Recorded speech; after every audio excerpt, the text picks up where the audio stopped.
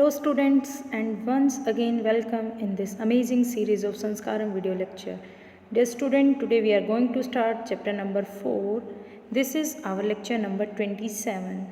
The name of this chapter is the Mughal Empire. You already know about the Mughal? Yes, dear student, in this chapter we discuss in detail about the Mughal Empire.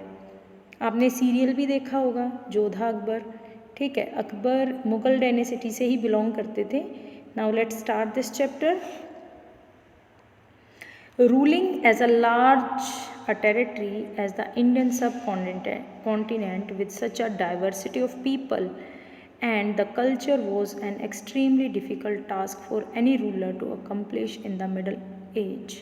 My dear student, मध्यकालीन समय एक ऐसा समय था जिस बहुत मुश्किल था पूरे भारतीय महाद्वीप पर कब्जा करना, क्योंकि हमारे यहाँ पर डाइवर्सिटी थी, विभिन्नता थी, विभिन्नता लोगों में भी और उनकी संस्कृतियों में भी, जिसकी वजह से बहुत मुश्किल था कि पूरे भारत पर एक साथ कंट्रोल किया जाए. Quite in contrast to their predecessors. अगर हम पूर्ववर्तियों की बात करें, द मीनिंग ऑफ प्रीडिसेसर पूर्ववर्ती. The Mughal create an empire and accomplish what had hitherto seemed possible for only short period of time. अगर मैं बात करती हूँ मुग़लों की, तो मुग़लों से पहले इनके पूर्ववर्ती कोई भी ऐसा नहीं था जिसने मुग़लों के समान इतने बड़े एम्पायर का निर्माण किया हो भारत के अंदर. From the later half of the 16th century, they expanded their kingdom from Agra and Delhi. इन्होंने 16वीं शताब्दी में, अगर हम बात करते हैं from the latter half of the 16th century, इन्होंने अपने राज्य का विस्तार किया और कंट्रोल स्थापित कर दिया आगरा एंड दिल्ली पर. Until in the 17th century, they control nearly all of the subcontinent. और 16वीं शताब्दी तक लगभग पूरे भारत पर कब्जा. They imposed a structure of administrations and idea of governance that outlasted their rule. इन्होंने इस तरीके का प्रशासनिक स्ट्रक्चर तैयार किया और शासन की विधियाँ इनकी खुद की थी, जो इनके रूल के एंड के बाद भी, जो बाद में एक राजनीतिक, एक लिविंग अ पॉलिटिकल लेगेसी, एक राजनीतिक धरोहर के रूप में रही. दैट सक्सीडिंग रूलर ऑफ सब कॉन्टिनेंट कुड नॉट इग्नोर. जिसको बाद में आने वाले, देखो प्रीडिसेसर मैंने बताया पूर्ववर्ती, और सक्सीडिंग जो इनके बाद आने वाले थे वो भी इसको इग्नोर नहीं कर पाए. Today, the Prime Minister of India addressed the nation on Independence Day from the rampart of Red Fort in Delhi. बेटा, अगर हम बात करते हैं रेड फोर्ट्स की, ये रेजिडेंस था किसका? मुग़ल एम्परर का. वहीं से आज भी हमारे प्राइम मिनिस्टर हमें जो है एड्रेस करते हैं. तो इसी से इसकी आपको महत्ता पता चलती है कि मुग़लों का कितना अच्छा, या कह सकते हैं प्रभाव भारत पर है, या कितनी उनकी इम्पोर्टेंस थी.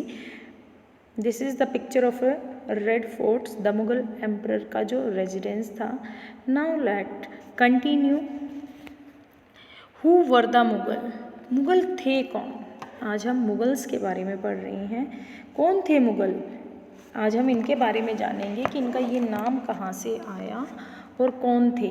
The Mughals were descendant of two great lineage of ruler.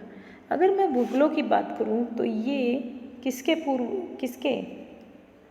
आने वाली पीढ़ी थी, या जो इनके पूर्वज थे, दो जो अलग अलग पीढ़ियों के लोग थे वो थे. From there mother side they were descendant. अगर मदर की बात करें तो मदर की तरफ से ये चंगेज़ खां, जिसकी मृत्यु हुई थी 1227 में, the Mongol ruler who ruled over a part of China, जिसका पूरा शासन था चाइना और सेंट्रल एशिया, वहाँ से बिलोंग करते थे. From their father side they were successor of Timur.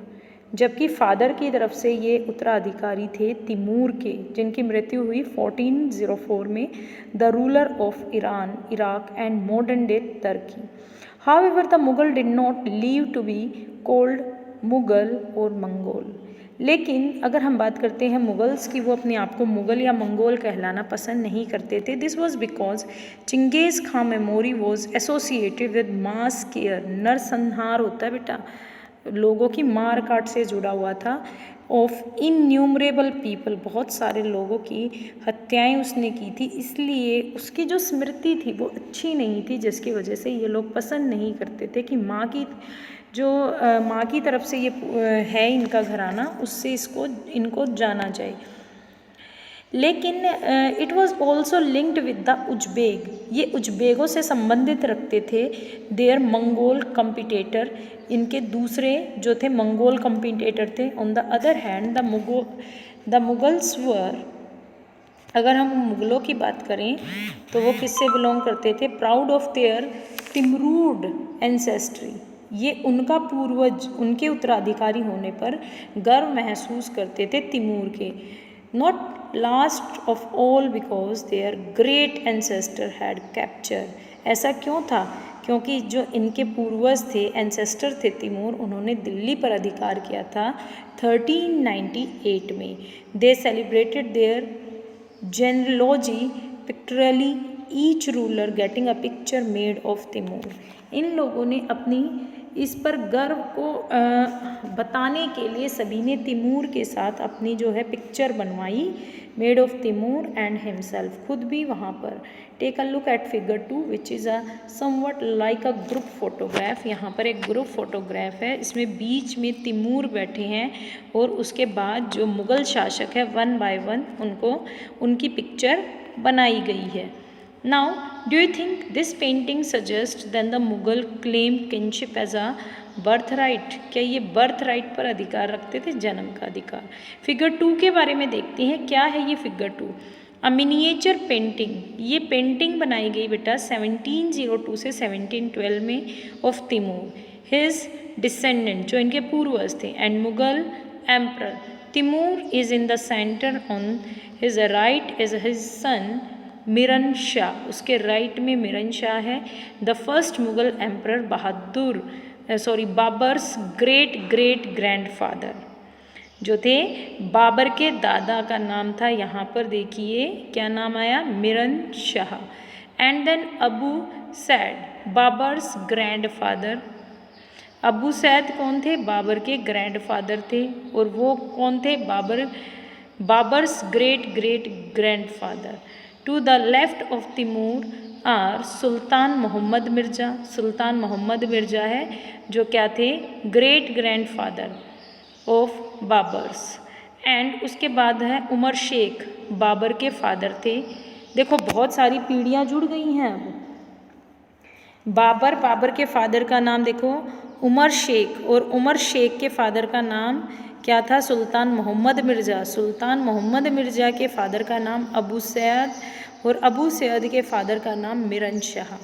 The Mughal emperor Babur, Akbar and Shah Jahan are the third, fourth and fifth individual on the Timur's right, and on his left in the same order are Humayun, Jahangir and Aurangzeb.